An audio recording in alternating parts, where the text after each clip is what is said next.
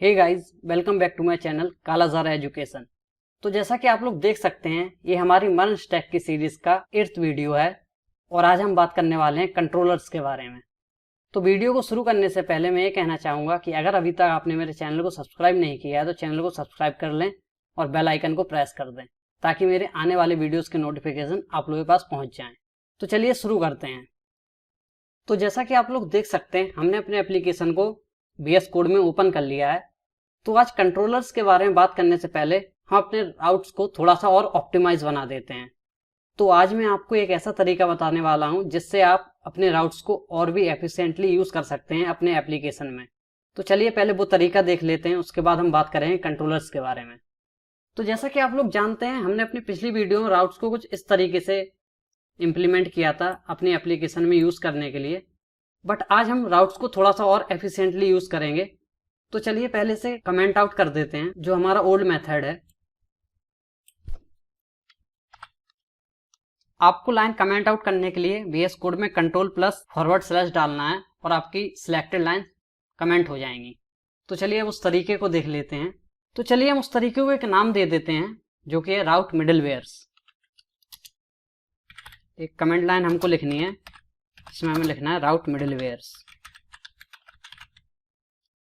देखिए नाम आप कुछ भी रख सकते हैं, मैंने राउट मिडलवेयर रखा है, आप चाहें तो कुछ और रख सकते हैं, ये टोटली आपके ऊपर है कि आप उसे क्या रखना चाहते हैं। तो पहले मैं उस मेथड को टाइप कर लेता हूं, उसके बाद मैं आपको समझाऊंगा कि ये कैसे वर्क करता है। तो चलिए पहले मेथड को टाइप कर लेते हैं। तो आपको लिखना है रीड dir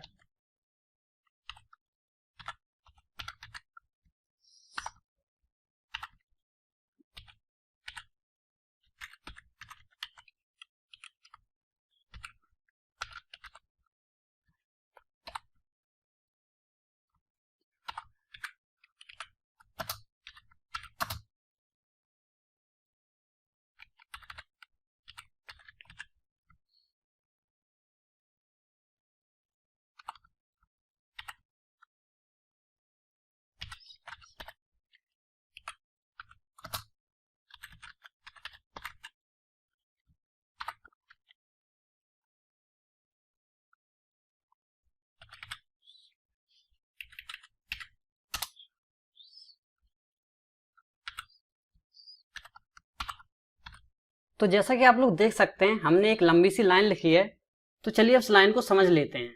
देखिए इस मेथड में सबसे पहले हम अपने राउट्स नाम की डायरेक्टरी को रीड करवा रहे हैं। तो एक बेसिकली नोड का फंक्शन है रीड डायरेक्टरी सिंक्रोनसली। इसका मतलब है इस डायरेक्टरी को जो हमने यहाँ पर स्पेसिफाई की है उसको रीड करो सिंक्रोनसली। मतलब हमारा इंटरप्रेटर इस कमांड को या इस फंक्शन को जब तक कंप्लीटली एग्जीक्यूट नहीं कर लेता है, हमारा इंटरप्रेटर यहीं रुका रहेगा और वो प्रोसेस को आगे बढ़ाएगा नहीं। तो जब वो इस फंक्शन को एग्जीक्यूट कर लेगा उसके बाद वो आगे फंक्शंस को एग्जीक्यूट करेगा। तो रीड डायरेक्टरी सिंक्रोनसली से हमारी ./routes मतलब ये वाली डायरेक्टरी जो है वो कंप्लीटली रीड होगी। फिर उसके बाद हमने इस डायरेक्टरी के सारे एलिमेंट्स पर, जो कि अभी खाली एक ही एलिमेंट है auth.js, बट आगे जाकर इस डायरेक्टरी में और भी एलिमेंट्स होंगे, तो उन सारे एलिमेंट्स पर हमने मैप मेथड लगाया है। और मैं समझता हूँ मैप मेथड कैसे यूज किया जाता है ये आप लोगों को आता होगा। तो इस मैप मेथड के अंदर हमने एक r नाम का वेरिएबल इनिशियलाइज किया है। इस r नाम के वेरिएबल के अंदर इस auth.js के अंदर जितने भी राउट्स लिखे होंगे वो राउट्स आएंगे। और फिर हमने एक एरो फंक्शन लिया है, उसमें हमने यूज किया app.use। देखिए app.use हमने ऊपर भी यूज किया है, उसकी working as well as same है ऊपर वाले app.use की तरह। यहाँ पर हमने सबसे पहले आर्ग्यूमेंट दिया है /API। देखिए ये आर्ग्यूमेंट देना जरूरी नहीं है, ये हम बेसिकली फ्रंट एंड और बैक एंड के राउट्स को डिफरेंशिएट करने के लिए यूज करते हैं। देखिए जिस राउट में /API लगा हुआ है उससे हमें ये समझ में आ जाता है कि हमारे बैक एंड का राउट है, और जिस राउट में /API नहीं लगा होता है वो हमारे फ्रंट एंड का राउट होता है। ये कोई हार्ड एंड फास्ट रूल नहीं है, ये एक कन्वेंशन है जो most of the programmers follow करते हैं। उसके बाद हमने रिक्वायर कीवर्ड का यूज किया है।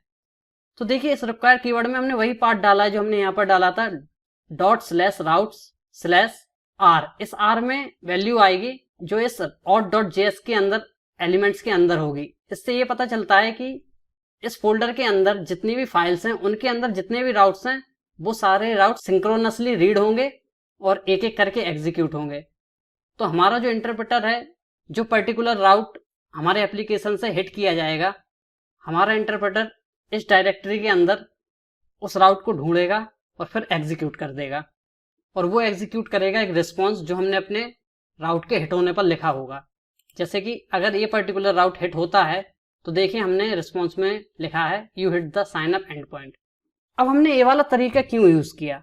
ऊपर वाले तरीके से भी हमारा काम चल रहा था, बट देखिए आज हमारा एप्लीकेशन छोटा है तो उसमें एक ही टाइप के राउट्स हैं जो कि मोस्टली ऑथेंटिकेशन से रिलेटेड हैं, जैसे कि साइन अप, साइन इन और यूजर की प्रोफाइल को अपडेट करना। ये सारे राउट्स मोस्टली ऑथेंटिकेशन से रिलेटेड है। बट आप ऐसा सोचिए कि जैसे हम कोई और प्रोजेक्ट बना रहे हैं, जैसे कि हम होटल मैनेजमेंट को एज एन एग्जांपल ले लेते हैं, तो देखिए उसमें एक ही टाइप के राउट्स नहीं होंगे, उसमें डिफरेंट टाइप के राउट्स होंगे। जैसे कि कुछ राउट्स होटल से रिलेटेड होंगे, कुछ राउट्स बुकिंग से रिलेटेड होंगे और कुछ गेस्ट स्पेसिफिक राउट्स भी होंगे। तो सारे राउट्स को एक फाइल के अंदर डालने से हमारे कोड की कॉम्प्लेक्सिटी बढ़ जाती है, या यूं कह लीजिए हमारा कोड मैसी हो जाता है। तो अब अगर हमें आगे जाकर किसी नए टाइप के राउट्स को एस्टेब्लिश करना है तो हमें कुछ नहीं करना होगा, हमें इस राउट्स नाम के फोल्डर में एक नई फाइल बनानी होगी। जैसे हम एग्जांपल के तौर पे ले लेते हैं hotel.js। तो अब हम अपने होटल से रिलेटेड जितने भी राउट्स होंगे वो इस फाइल के अंदर लिखेंगे, हमारे ऑथेंटिकेशन से रिलेटेड जितने भी राउट हैं वो इस फाइल के अंदर होंगे। तो देखिए ये मेथड क्या करता है, हमारे राउट्स को एफिशिएंटली हैंडल करने में हमारी हेल्प करता है। इस मेथड ने राउट के टाइप के हिसाब से राउट्स को डिफरेंट कैटेगरी में स्पेसिफाई कर दिया है, या यूं कह लीजिए डिफरेंट कैटेगरी में बांट दिया है। इससे फायदा ये होगा कि अगर कल को आपको किसी स्पेसिफिक राउट पे चेंज करना है तो उससे आपके बाकी के राउट्स डिस्टर्ब नहीं होंगे।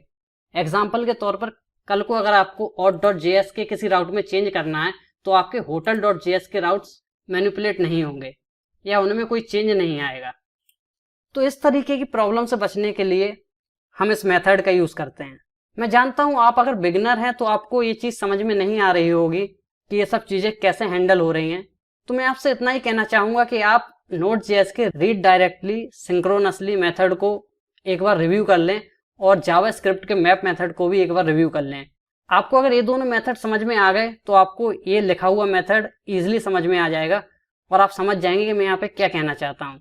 हमारा एप्लीकेशन मोस्टली ऑथेंटिकेशन से रिलेटेड है तो हमारे एप्लीकेशन में एक ही टाइप के राउट होंगे, लेकिन आगे जाकर आप बड़े एप्लीकेशन बनाएंगे जिसमें डिफरेंट टाइप्स के राउट होंगे, तो अगर आपको उनको एफिशिएंटली हैंडल करना है तो आपको इसी अप्रोच का यूज करना होगा। और मैं एक बात और बताना चाहूंगा कि जैसे आप देख सकते हैं हमने हर राउट्स के प्रीफिक्स में /API यूज कर दिया है या /API लिख दिया है, तो हमको किसी भी राउट के आगे /API लिखने की कोई जरूरत नहीं है क्योंकि ये ऑटोमेटिकली हमारे हर राउट के प्रीफिक्स में जुड़ जाएगा। तो हम यहाँ से इसको इरेज कर देते हैं। अब सिर्फ आपको किसी भी राउट को एस्टेब्लिश करना है तो आपको सीधा उस राउट का नेम देना है, क्योंकि /API हमने अपने पिछले वाले मेथड में प्रीफिक्स कर दिया है हर राउट्स के साथ, जैसा कि आप स्क्रीन पर देख सकते हैं। तो चलिए अब बात कर लेते हैं कंट्रोलर्स के बारे में।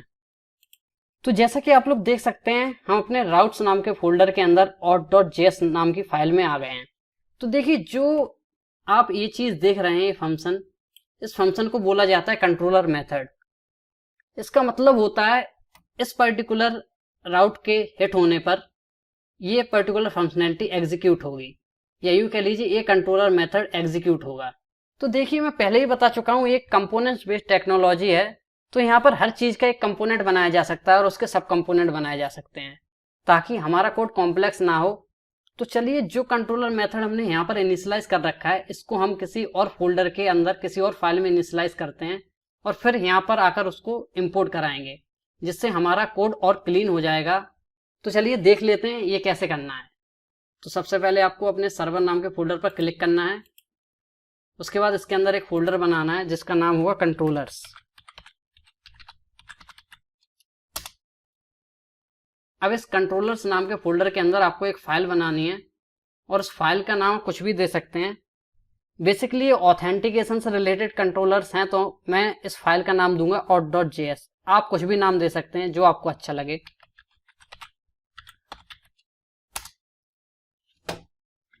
तो जैसा कि देख सकते हैं मैंने auth.js नाम की फाइल बना ली है। अब आपको करना ये है कि ये जो कंट्रोलर मेथड हमने यहाँ बनाया है हमें इसको उस फाइल में ले जाना है। तो चलिए हम इसको कट कर लेते हैं।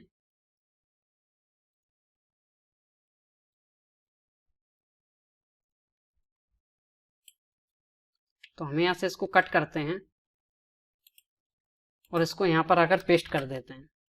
तो देखिए हमने कंट्रोलर मेथड तो बना लिया, बट इसको यूज करने के लिए हमें इसको एक्सपोर्ट करना होगा। देखिए आपको कोई भी फंक्शनैलिटी, कोई भी मेथड यूज करना है तो आपको उसको एक्सपोर्ट कराना होगा अगर आप उसको किसी और फाइल में यूज करना चाहते हैं। अगर आप किसी फंक्शनैलिटी को या किसी मेथड को एक्सपोर्ट नहीं कराएंगे तो आप उसे किसी और फाइल में यूज नहीं कर सकते हैं, आपकी एप्लीकेशन एरर क्रिएट करेगी। तो चलिए हम इसको एक्सपोर्ट करा लेते हैं। तो देखिए एक एक्सपोर्ट कराने का तरीका मैंने आपको बताया था, module.exports। चलिए यहाँ पर हम दूसरा तरीका देख लेते हैं। एक और तरीका है जिससे हम एक्सपोर्ट करा सकते हैं। उसके लिए आपको लिखना होगा एक्सपोर्ट्स डॉट, इस कंट्रोलर को आप क्या नाम देना चाहते हैं। चलिए जैसे कि ये साइन अप एंड पॉइंट है तो मैं इसे साइन अप नाम दे देता हूं।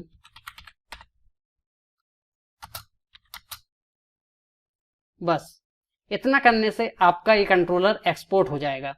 अब चलिए हमने कंट्रोलर बना लिया है, इसके साथ एक्सपोर्ट कीवर्ड भी यूज कर दिया है। अब इस कंट्रोलर को हम अपने राउट्स वाले फोल्डर में इंपोर्ट करा लेते हैं। तो इंपोर्ट कराने के लिए आपको लिखना है कॉन्स्ट। देखिए हम इस एप्लीकेशन में कॉन्स्ट का यूज करेंगे, कॉन्स्ट और लेट का, क्योंकि वेर का यूज अब कोई नहीं करता है और वेर में एक बहुत बड़ा फ्लॉ है जो आपको पिछली वीडियोस में बता चुका हूं। इसलिए अब उस कंट्रोलर का नाम लिखना है हमें जो हमने वहां पर एक्सपोर्ट कराया है और यहाँ पर इंपोर्ट करना है। तो उसका नाम है साइन अप और अब हमें उस कंट्रोलर का पाथ देना है। तो देखिए पाथ में पहले हम देख लेते हैं कंट्रोलर नाम का जो फोल्डर है वो कहाँ है। तो जैसा कि आप लोग देख सकते हैं हम राउट्स नाम के अंदर auth.js फाइल में हैं और हमारा जो कंट्रोलर मेथड है या यूं कह लीजिए कंट्रोलर नाम का फोल्डर है वो एक फोल्डर बाहर है। तो सबसे पहले हमें डायरेक्टरी से एक स्टेप पीछे आना होगा। तो एक स्टेप पीछे आने के लिए हमको लिखना होगा ./। तो देखिए हम एक स्टेप पीछे आ गए हैं। अब हम आ गए हैं अपने मेन डायरेक्टरी में जहां पर हमारे कंट्रोलर नाम का फोल्डर है और हमारा राउट नाम का फोल्डर है। तो अब जो कंट्रोलर है वो हमने कंट्रोलर्स नाम के फोल्डर के अंदर बनाया है, तो हम उसको सिलेक्ट करेंगे।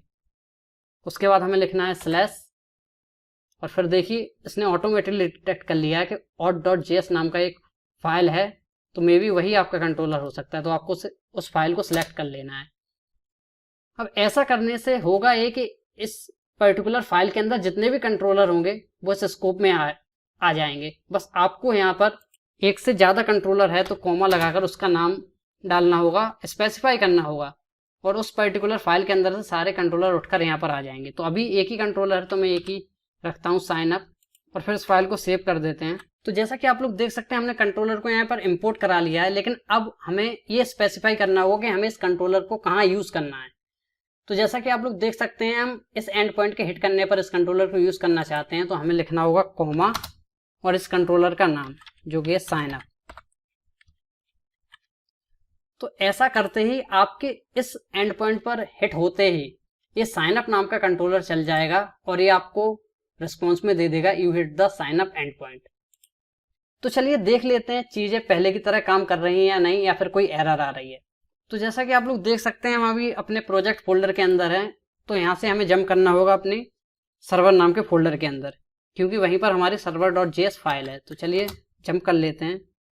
इसके लिए लिखना होगा हमें cd स्पेस सर्वर यानी फोल्डर का नाम और एंटर हिट कर देना है। तो जैसा कि आप लोग देख सकते हैं हम सर्वर नाम के फोल्डर के अंदर आ गए हैं। अब हमें कमांड डालनी है npm start, जो कि हमने पिछली वीडियो में इनिशियलाइज की है। तो जैसा कि आप लोग देख सकते हैं हमारा सर्वर चालू हो गया है। तो जैसा कि आप लोग देख सकते हैं एक एरर आ गई है और एरर है रीड डायरेक्टली सिंक्रोनसली डिफाइन नहीं है, क्योंकि हमने एक मिस्टेक कर दी है। तो चलिए देख लेते हैं वो मिस्टेक क्या है। तो जैसा कि आप लोग देख सकते हैं हमने इस फंक्शन को इनिशियलाइज तो कर दिया है, लेकिन हमने इसको स्कोप में नहीं लाया है। यानी कि हमें पहले से एप्लीकेशन के स्कोप में इनिशियलाइज करना होगा, जो कि हम भूल चुके हैं। तो चलिए इस फंक्शन को हम अपने स्कोप में ले आते हैं, मतलब अपने एप्लीकेशन के स्कोप में ले आते हैं। तो उस स्कोप में लाने के लिए जैसे देखिए हमने एक्सप्रेस को स्कोप में लाए हैं, उसी तरीके से हमें लिखना है कॉन्स्ट और इस फंक्शन का नाम जो हम यूज कर रहे हैं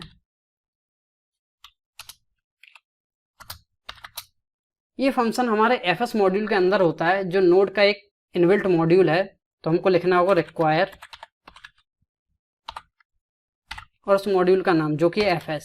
देखिए fs एक इनबिल्ट मॉड्यूल है नोड एनवायरनमेंट का, या यूं कह लीजिए नोड जेएस का। तो अगर आपको इस मॉड्यूल में किसी भी फंक्शन को इस्तेमाल करना है तो पहले आपको उसको स्कोप में इनिशियलाइज करना होगा। तो हमने इनिशियलाइज कर दिया है। अब हम इस फाइल को सेव करते हैं और अपने सर्वर को एक बार फिर से रन करते हैं।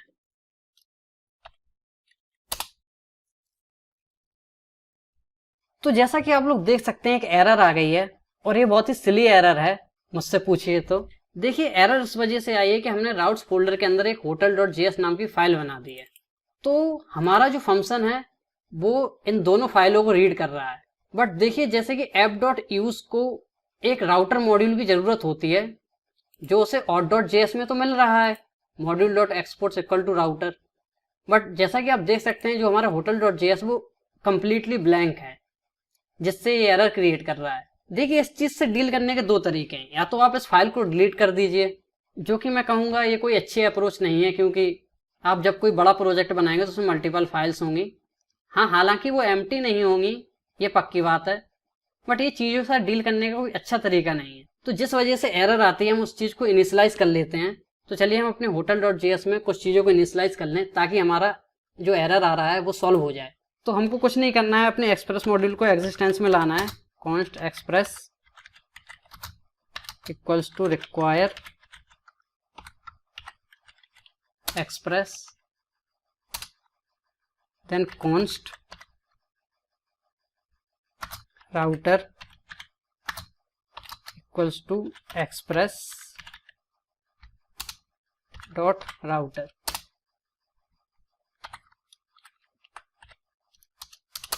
और हमको इस फाइल को एक्सपोर्ट कराना होगा। तो module dot exports equals to router, इस फाइल को सेव करा दीजिए। तो जैसे कि आप लोग देख सकते हैं अब हमारी एपीआई फिर से रन करने लगी है और ये सक्सेसफुली रन हो रही है। चलिए ब्राउजर में जाकर इसका आउटपुट देख लेते हैं। तो इस लिंक पर आते ही हमको Ctrl+ क्लिक करना है और ये लिंक ब्राउजर में खुल जाएगी। तो जैसा कि आप लोग देख सकते हैं हमारा आउटपुट ब्राउजर में खुल चुका है। अगर आपको ये चीज मिल रही है मतलब आपका एपीआई सक्सेसफुली रन कर रहा है। चलिए हम साइन अप वाले एंड पॉइंट को हिट करते हैं। तो देखिए जो रिस्पॉन्स हम भेज रहे हैं वही रिस्पॉन्स हमें मिल रहा है। मतलब हमारा राउट भी अच्छे से काम कर रहा है और हमारा कंट्रोलर मेथड भी अच्छे से काम कर रहा है।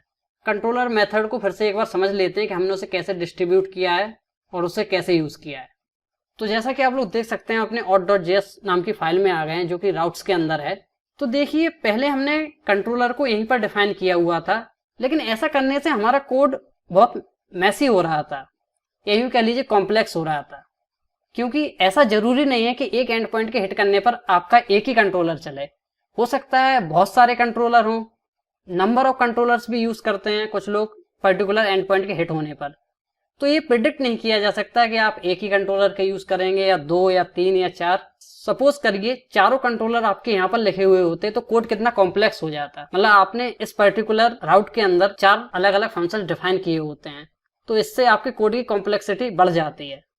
तो हमने क्या किया है, हमने कंट्रोलर नाम का एक फोल्डर बनाया है, उसके अंदर हमने एक फाइल बनाई auth.js और उसके अंदर अपना कंट्रोलर डिफाइन कर दिया है। आप चाहें तो इधर पर नंबर ऑफ कंट्रोलर्स डिफाइन कर सकते हैं जितने चाहें, और जिस पर्टिकुलर रूट पर आपको उसे यूज करना है, अगर इसी राउट पर यूज करना है तो कॉमा लगाकर आप उस कंट्रोलर का नाम लिख दीजिए, यहाँ पर उसको इंपोर्ट करा लीजिए और यूज कर लीजिए। आगे ये सब हम देखेंगे कि एक ही राउट पर मल्टीपल कंट्रोलर्स कैसे इस्तेमाल करने हैं।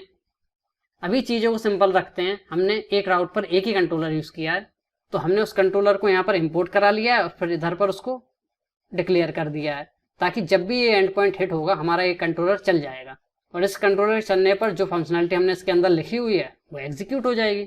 तो इसी चीज को कहते हैं कंट्रोलर मेथड या कंट्रोलर्स। आगे जाकर हम और भी कंट्रोलर्स देखेंगे और एक रूट पर बहुत सारे कंट्रोलर्स को इनिशियलाइज करेंगे और एग्जीक्यूट करवाएंगे। उसके लिए आपको थोड़ा वेट करना होगा। जैसे जैसे हमारी एप्लीकेशन आगे बढ़ती जाएगी चीजें आपको और भी ज्यादा क्लियर होती जाएंगी और आप काफी कुछ नया सीखेंगे भी। तो इस वीडियो को खत्म करने से पहले मैं ये कहना चाहूंगा कि अगर अभी तक आपने मेरे चैनल को सब्सक्राइब नहीं किया है तो चैनल को सब्सक्राइब कर लें और बेल आइकन को भी प्रेस कर दें, ताकि मेरे आने वाले वीडियोस के नोटिफिकेशन आप लोगों के पास पहुंच जाए। और अगर वीडियो अच्छा लगा हो तो इस वीडियो को लाइक करें और ज़्यादा से ज़्यादा शेयर करें। और कालाज़ारा एजुकेशन को आप अदर मीडिया प्लेटफॉर्म्स पर भी फॉलो करें। और अगर किसी भी वीडियो से रिलेटेड आपको कोई भी क्वेरी आती है तो अदर प्लेटफॉर्म्स पर मुझसे पूछ सकते हैं। मैं आपके क्वेश्चंस का जवाब जरूर दूंगा और आपकी हर एक क्वेरी को डिटेल में सॉल्व करने की कोशिश करूंगा और उसका डिटेल्ड सॉल्यूशन आपको बताऊंगा। तो चलिए चलते हैं और मिलते हैं नेक्स्ट वीडियो में बहुत ही जल्दी।